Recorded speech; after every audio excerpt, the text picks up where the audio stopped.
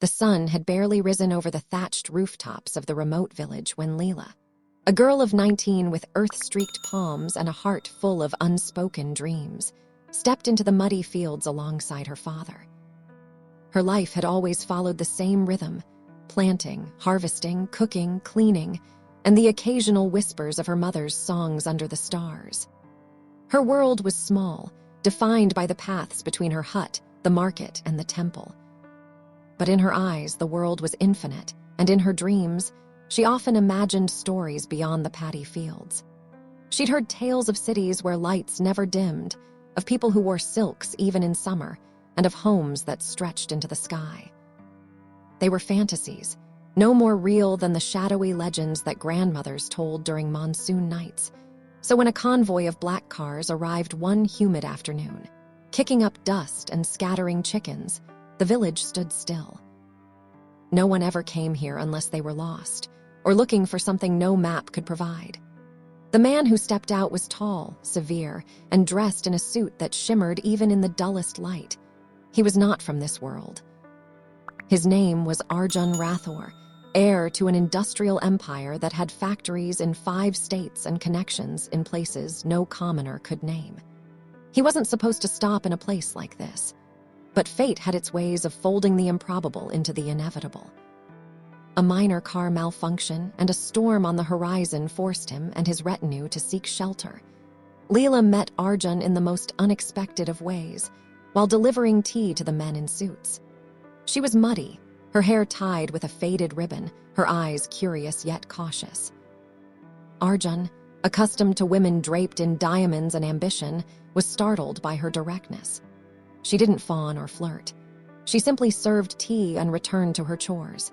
Perhaps it was this indifference, this absence of calculation in her gaze that caught his interest. In the following days, delayed by weather and logistics, he found himself speaking to her again. Short exchanges became longer ones. He learned she read by lamplight, could recite old poems by heart, and had a mind sharper than most he met in boardrooms. When he left, he said nothing of his thoughts. She assumed she'd never see him again. But weeks later, a letter arrived, then another. Then came his proposal, not for courtship, but marriage. It was unthinkable. Her family was poor. She had no dowry, no education beyond the village school. But Arjun was resolute. It wasn't about love, he claimed at the time. It was about a promise he'd made to himself, about wanting to give someone like her a chance at a different life. The villagers were divided. Some called it a miracle, others a trap. Lila herself was torn between disbelief and the pull of destiny. Eventually, with trembling hands and her father's hesitant blessing, she said yes. The wedding was swift, grand, and awkward. Reporters speculated. Society buzzed with cruel amusement, the rich man marrying a village girl. What could she possibly offer? The moment she stepped into his marble mansion, Lila felt the weight of 1,000 invisible eyes. Maids whispered. Relatives smirked. She was constantly reminded through silence and scorn that she did not belong, but she tried. She learned to wear silk saris without tripping, to speak English without an accent, to smile even when the words hurt. Arjun remained distant, often away on business. When he was home, he was polite but unreadable. She didn't know whether she was a wife, a project, or a placeholder for something lost in his past.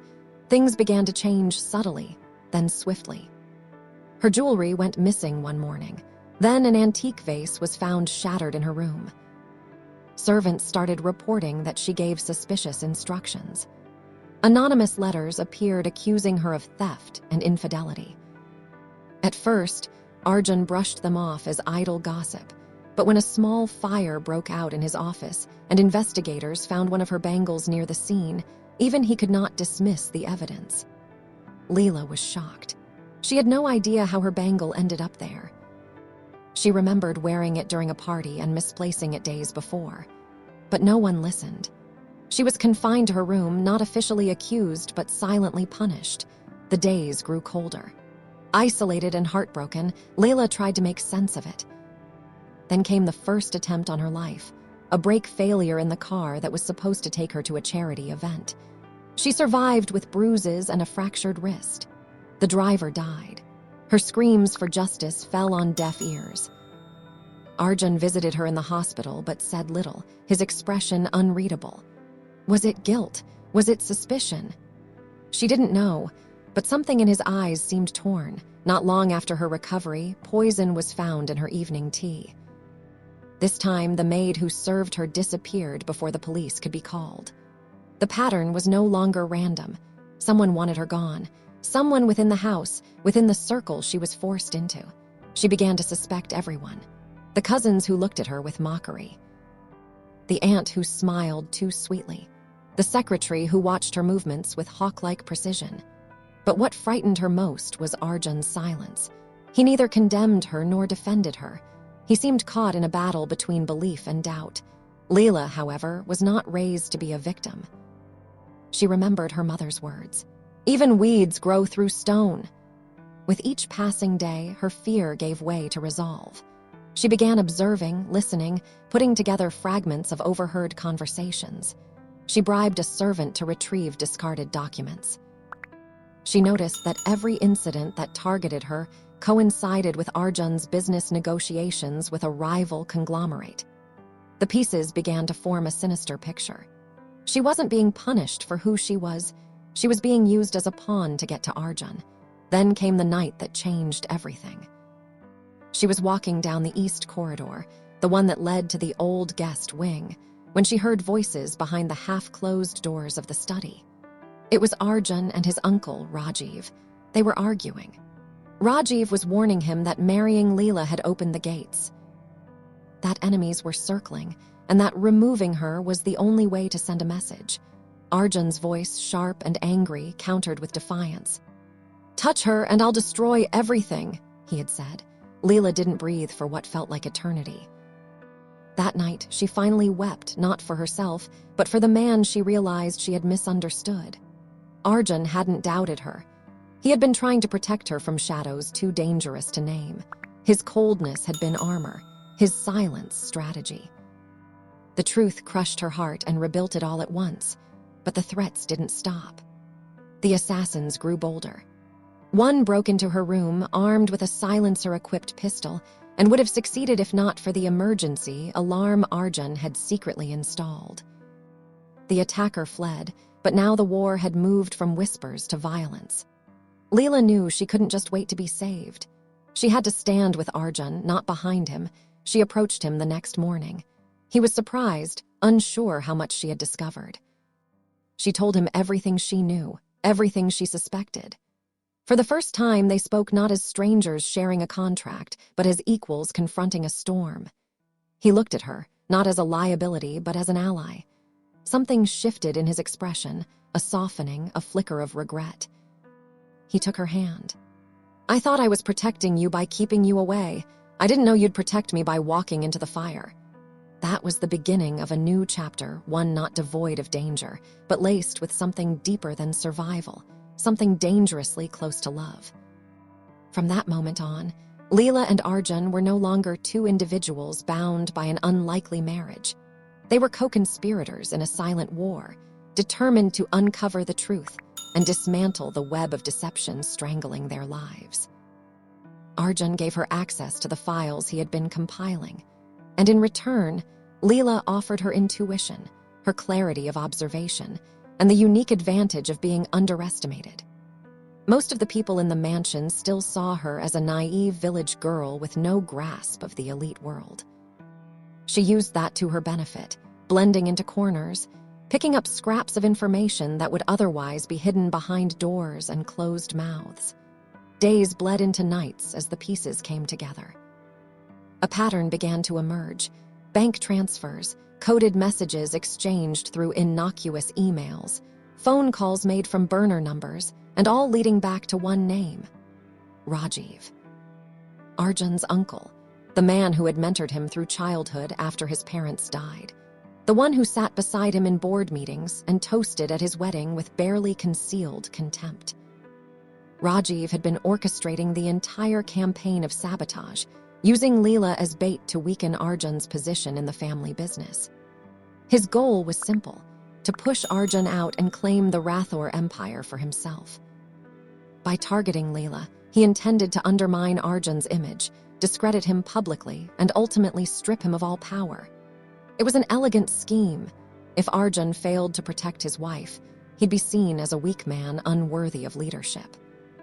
If he defended her too fiercely, the media would paint him as irrationally emotional, compromised by a woman beneath his class. In Rajiv's mind, it was a win either way. What he didn't account for was that the very girl he dismissed as a liability had become Arjun's greatest strength. Together, they began recording conversations, gathering evidence, and quietly building a case. Lila, with her subtle charm and disarming innocence, extracted confessions from maids and assistants. Arjun used his influence to access restricted surveillance footage and financial ledgers. They were methodical, cautious, and bound by a growing trust. Slowly, the fortress Rajiv had built began to crumble at the edges, but Rajiv wasn't blind. He sensed the shift. He noticed the way Arjun started looking at Lila, not with indifference, but with something dangerously close to reverence. He saw how Lila, once meek and silent, now walked through the halls with purpose, her eyes steady and unafraid. He realized too late that his control was slipping. So he decided to accelerate his plan. If he couldn't remove them politically, he'd remove them permanently. The final attack came during a gala, a fundraising event hosted by the Rathore Foundation, where every important figure in the city had been invited. The mansion was aglow with chandeliers and laughter, music floating between wine glasses and whispered deals. Lila, dressed in a sapphire blue gown chosen by Arjun himself, moved among the guests like a different version of the girl who once carried tea in clay cups. Yet her mind was alert, scanning every face, every movement. She knew something was coming. So did Arjun. They had prepared. Hidden cameras, discreet security upgrades, allies planted in the crowd. But even so, the moment arrived like lightning, sudden, violent, and chaotic. A gunman disguised as catering staff made his way to the central hall, and in the panic that followed, shots were fired. Screams erupted. Arjun pushed Lila behind a pillar, shielding her with his body as glass shattered, and people ducked for cover. One of the security men tackled the shooter before more damage could be done.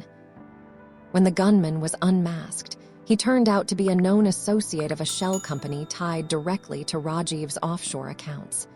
That was the final straw. The evidence was overwhelming. Within days, Rajiv was arrested. Media channels exploded with the scandal. Arjun held a press conference, flanked by Lila, and revealed the truth with calm authority. He didn't paint himself as a victim. Instead, he credited his wife for exposing the conspiracy, for having the courage to walk into a world that never welcomed her and emerge not just unbroken, but triumphant. The public response was electric. The narrative flipped overnight.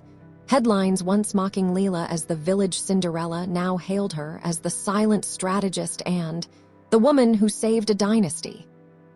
Invitations poured in for interviews, fashion shoots, award ceremonies. Lila declined most. Fame didn't interest her. She'd never wanted power or revenge. She just wanted peace, and perhaps now a chance to love and be loved without fear. For Arjun, everything had changed. The empire was intact, but the illusions had been shattered. He looked at Lila with new eyes, stripped of pride and guilt. In her, he saw not a stranger he had rescued, but a partner who had walked through fire with him. He no longer kept his feelings behind glass. He laughed with her. He shared his failures, his childhood secrets, his insecurities, everything he had hidden behind the mask of control. Their marriage, once a contract built on circumstance, slowly turned into something real. It didn't happen all at once. There were still disagreements, cultural gaps, moments of vulnerability. Lila struggled with the pressures of high society, the scrutiny of those who had once scorned her and now pretended admiration. Arjun, for all his intelligence, often forgot how deeply certain words could wound someone who'd grown up without armor. But they tried. They learned. And in that effort, in the quiet reaching for each other through the fog of old wounds, love began to bloom. Not the cinematic kind, but the kind that endures. One evening, Months after Rajiv's trial concluded and the dust had settled, Arjun found Lila sitting in the garden, staring at the sky. The moonlight bathed her in silver, her hair loose, her expression unreadable. He sat beside her, said nothing at first. Then, gently, he asked, "Do you regret it, saying yes to me?" She turned to him, not with a smile, but with something more powerful, peace. "I regret the pain, I regret the fear. But not you. Never you." And for the first time since his parents died, since he inherited the empire and its crushing expectations, Arjun felt free. Because love, he realized, was not about rescue or power. It was about standing beside someone, not in front of them. It was about trusting a heart that had every reason to run, yet chose to stay. In the years that followed, their story became legend, told in books, adapted into films, analyzed in business schools, and celebrated in love columns. But for Arjun and Lila, the real victory wasn't in fame or vindication. It was in the quiet mornings they spent in each other's arms, in the arguments they resolved with laughter, in the way she still preferred simple food over gourmet cuisine, and how he slowly learned to love chai brewed on a stove instead of served in bone china. They built not just a life, but a legacy, not of wealth, but of resilience, truth, and the kind of love that doesn't begin with butterflies, but is forged in fire and made to last.